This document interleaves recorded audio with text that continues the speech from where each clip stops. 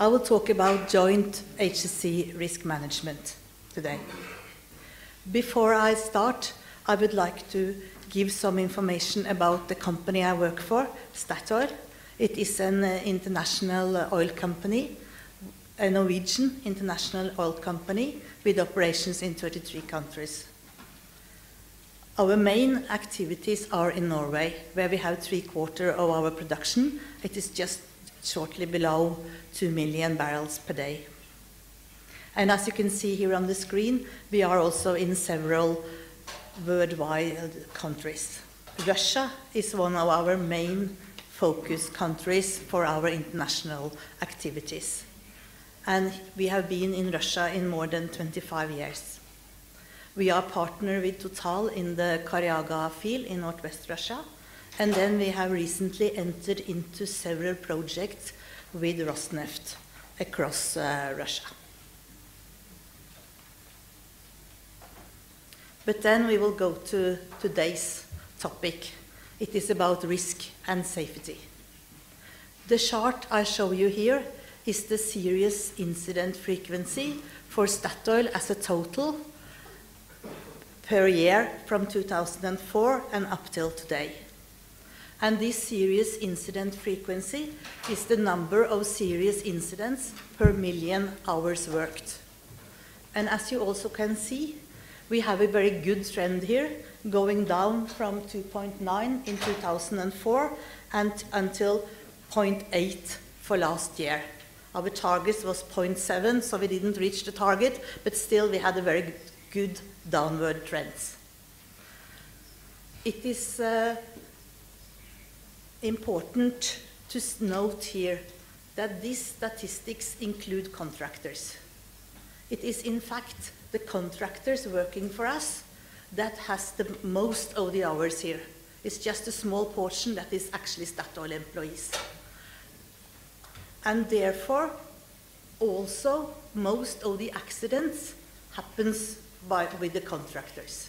Our main strategic HSE focus areas that we are working with in Statoil. And you can see also that HSE risk management is one of our 4 focus areas. These 4 areas we have kept for many years, and we keep on working with the same areas year by year to really, and we think that that helps to achieve this good trend as we can show. In addition to HSE risk management, it is compliance and leadership. That means that you have to follow the procedures, the standards, and we think that leadership is important. And also I would like to focus on the technical integrity in order to avoid major accident. This is an important part.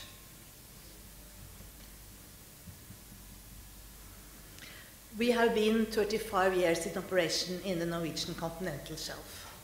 And this, what I show here on this slide, is some of our main learnings. We think that we are still not fundamentally risk managed, and this means that we really do not change our behavior or the way we work based on identified risks. It is only after an accident happens that we really sit down and take the time to do a thorough analysis, and also then to learn and to change the way we work. So we think it is a challenge to use the risks in a more proactive way and to try to change behavior and ways of working based on the risks and not only based on accidents. Another important focus here is leadership. It is fundamental that the leaders take their responsibility for safe operations seriously and really focus on risks and how to mitigate them. And as you know, risk is the product of probability along here and impact or consequence up here. That's how we define the risks. And many companies have risk matrices looking somewhat similar to this. Our focus areas for risk management in Statoil is major accident. Of course, it is important to avoid the major accident. No oil companies can afford that.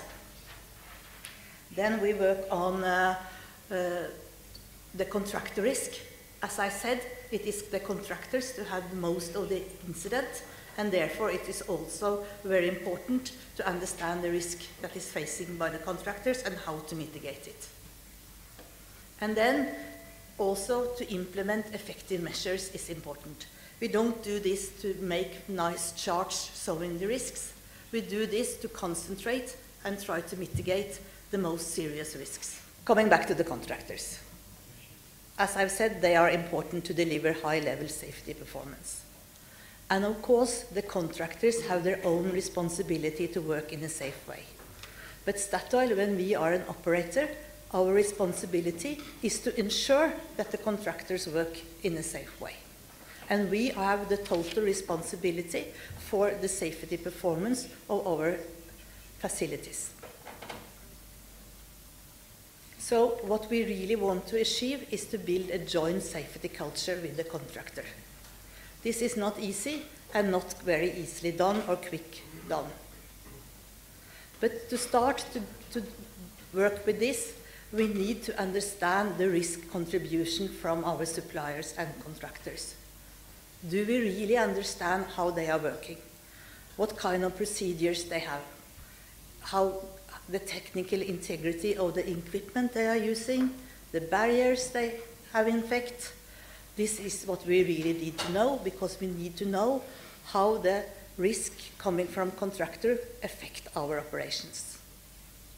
Also, it is a challenge, the interface between the risk we see and the risk the contractor see. So this we have to work together to try to see the totality of the risks.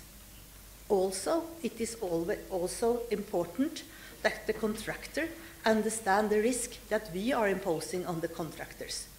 Do they, for instance, know that it is gas in the equipment very close to where they are working? This is also our responsibility for this interface.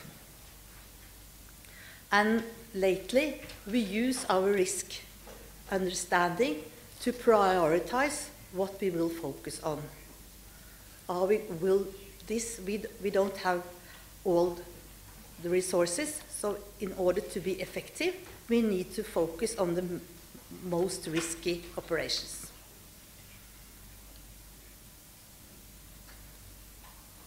I would like to use 2 examples to illustrate what I've just said and to show you how we have been working with our contractors to reduce accident risks.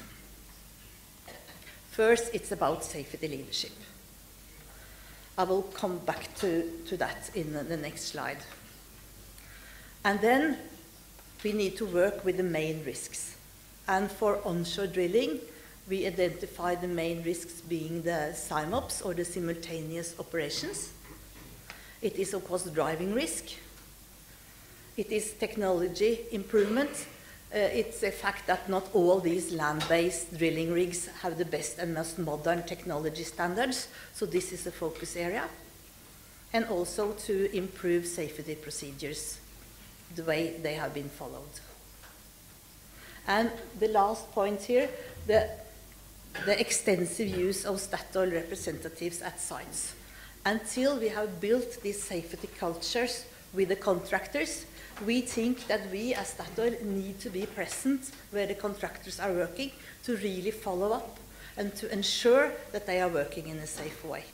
About safety leadership. In this specific onshore operation, we did a course as part of the Drilling Kickoff meeting where we covered the following: that your behavior as a supervisor affects the performance of your crew. We know that bad leadership causes accidents and good leadership creates safe operations. So this we did with our supervisors out there at the site to really make them aware that the way they behave, that they are a role model for their workers, is very important. And this actually helped in improving safety standards. My second and last example is from offshore drilling. There you can see we did a common risk assessment.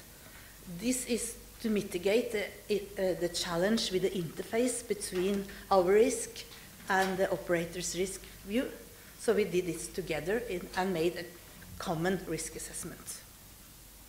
And again, you see that we actively follow up contractors' HSE performance. We do inspections, we are there, we follow up. This is again very important. And also, I said earlier that we only learn from incidents. So then it is important that we use the incidents, have a meeting with top management from the contractors, and try to understand what happened, what went wrong, what can we learn. And then in this example, we also made a daily best practice together with the drilling contractor. And you see again here, point 1 and 2, we focus on follow-up, on leadership, and also point 4 here, on job safety analysis, and that is a sort of a small risk assessment for each job to be performed. So to sum up, what I wanted to tell you today is that it's not very much useful to make risk management matrices in the main office. The most important is that the people out there working at the sites, at the drilling platforms, that they do understand the risks and that we are able to find good mitigating measures. Thank you.